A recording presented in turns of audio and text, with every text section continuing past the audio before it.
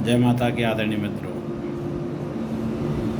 आज का ये लाइव प्रसारण आप सभी को निश्चित एकता के बंधन में बांधेगा, एकता के सूत्र में बांधेगा। आपको निश्चित मेरे आज के उदाहरणों से, आज की कथा से, आज की सलाह से आपसी भाईचारा परिवारवाद बढ़ेगा, ऐसा मेरा मानना है।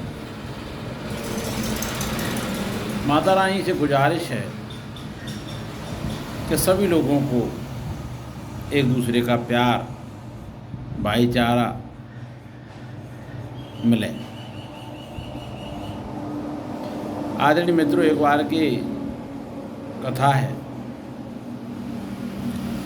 एक सज्जन बहुत अच्छी पहलवानी करते थे और उनका एरिया में, सारे क्षेत्र में बड़ा नाम था कि फलाना पहलवान कोई है।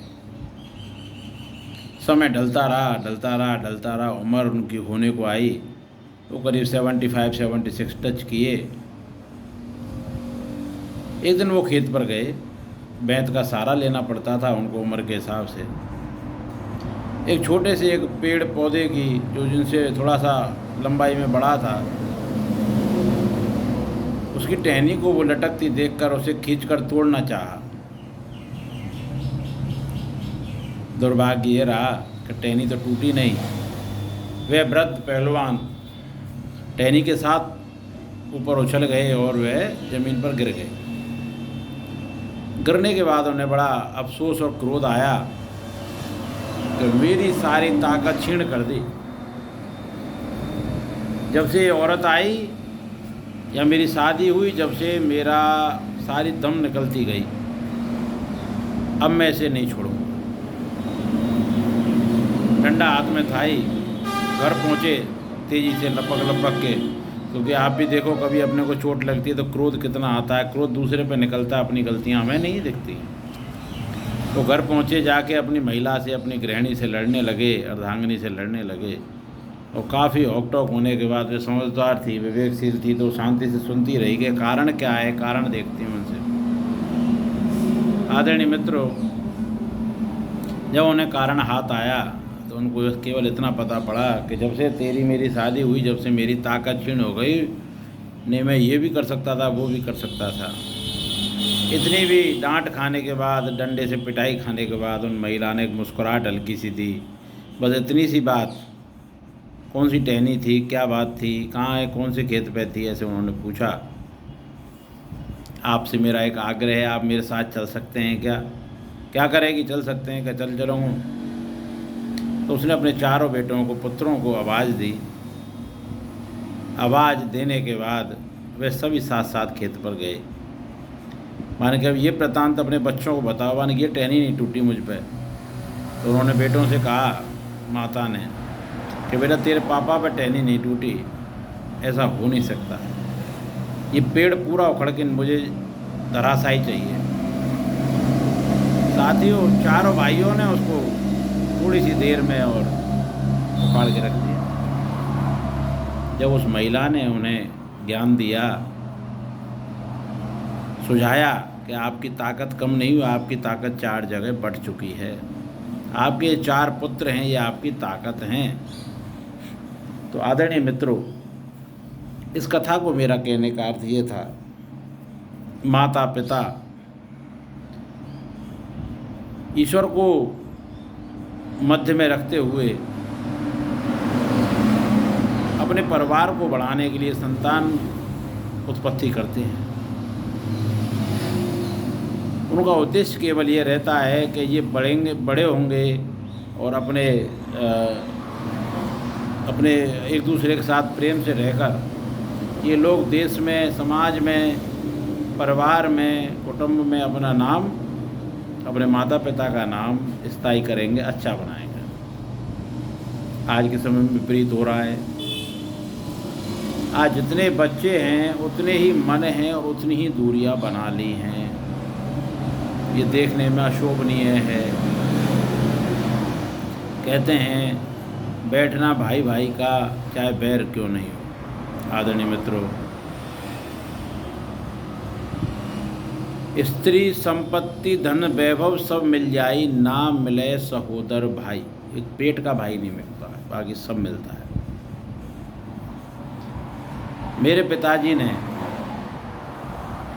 कोई बहुत अच्छे पुण्य किए थे या उन्होंने धर्म किए थे, उन्हें 2 पुत्र और 1 पुत्री की प्राप्ति हुई।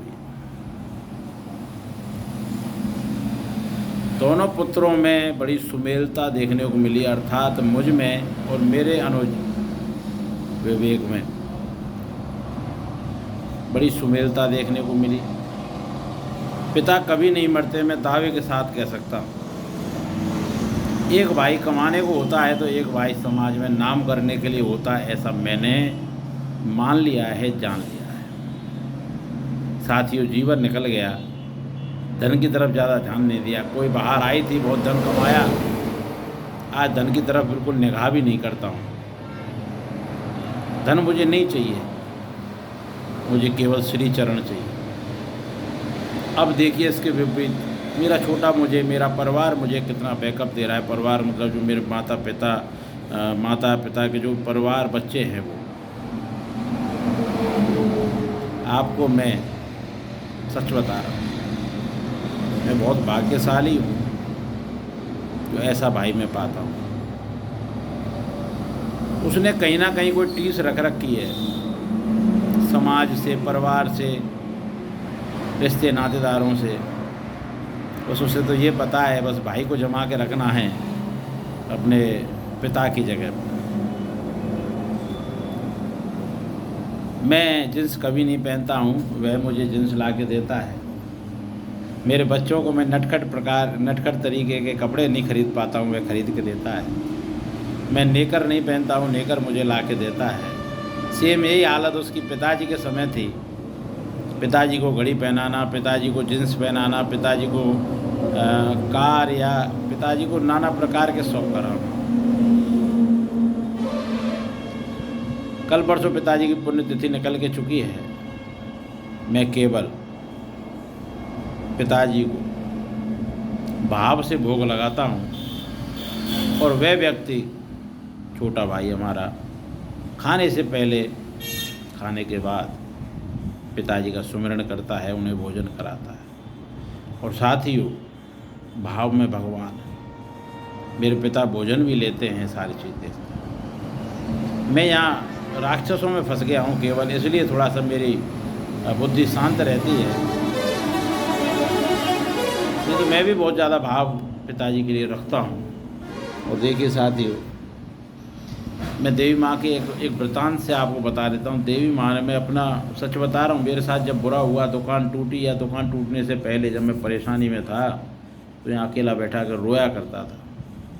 तो मेरी माँ साक्षात तो नहीं आई, पर उन्होंने हृदय में आके केवल इतना कहा, अभी बेटा मरा है मेरा, तेरी अम्मा नहीं मरी है। तो ये मेरे दादी का रोल अदा कर रही हैं, मेरी माँ का रोल अदा कर रही हैं। आज इनकी वजह से मैं सारे दुखों को भुला के बैठा हुआ। ये परम निर्णायक हैं। पहले मेरे पिता 2 हाथों से कमाते थे, आज हम जितने हाथ हैं उतने हाथों से रोजगार ले रहे हैं। अपने पिता को यहाँ से, इस धरती से यश कमाने की कोशिश कर रहे हैं। आदरणीय मित्रों, पिताजी के गुजरने के बाद बड़ी विडम्बना थी। सोचने में आता था कि जाने क्या होगा, लेकिन वही होगा जो ईश्वर चाहता है। आज हमें कहीं कोई दिक्कत नहीं है। पिता की प्री प्लानिंग, पिताजी का क्रियान्वयन, वो हमें इतना लाभदायी रहा कि हमें इतना सा भी अड़सा नहीं। केवल हमारे पिता हमारे पास नहीं है जो हमारे लिए सब कुछ है, बकाया सारी सुख संपदा हमारे पास है। ईश्वर 4-4, 5-5 सब्जियों से खाना जरूर खिला देता है, पर कोई भूखा नहीं सुलाता है। इस ईश्वर की पॉलिश करते हुए हमारा जीवन निकल जाए, इसमें ही हमारी भलाई है। तो आदरणीय मित्रों, भाई इस तरीके के होने चाहिए कि कोई बाहर का अगर उसमें पुड़िया डालने आए, कोई जहर घोलने आए, तो उसे उसी की भाषा में जवाब दे के दूर निकाल दे। आज आपको आश्वस्त कर रहा हूँ, इतिहास दर्ज हो रहा है एक परिवार का उदाहरण नहीं दूंगा, उनके साथ भी ये हुआ कि उनके चाचा ने उनके पिताजी का खून कर दिया और आज वो बच्चे इस पूरे क्षेत्र में, समाज में पूरी इज्जत के साथ, दबदबे के साथ रह रहे हैं। ये हमारा भी भविष्य है। हम पूरी इज्जत के साथ रहेंगे, लोगों में मिलजुल कर रहेंगे, धर्म का पल्लू पकड़ कर चलेंगे और ईश्वर को हम कतई ना भूलेंगे।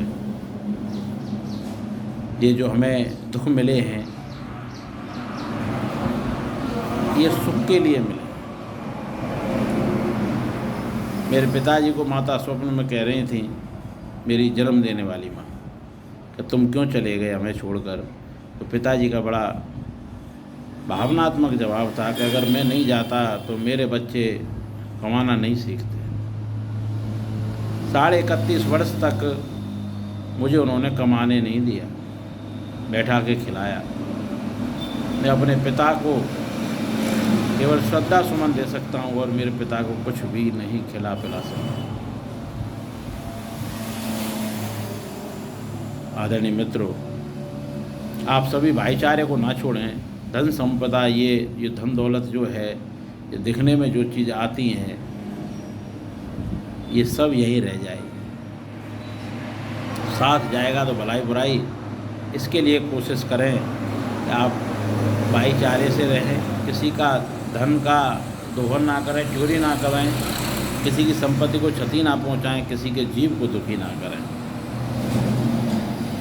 मैं पूर्व की भांति आशा करता हूं आप सभी स्वस्थ रहेंगे, मस्त रहेंगे और जितने भी दिन रहेंगे हम साथ साथ रहें। जय माता की जयकारा, जयकारा, सब मिलके बोलो जयकारा।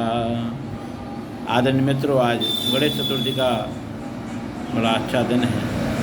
आप सभी को श्री गणेश जी के पावन दिन को हार्दिक शुभकामना प्रेषित करता हूँ। आज आप ओम गं गणपते नमः इसका जाप करते रहेंगे तो निश्चित आपको लाभ की प्राप्ति होगी।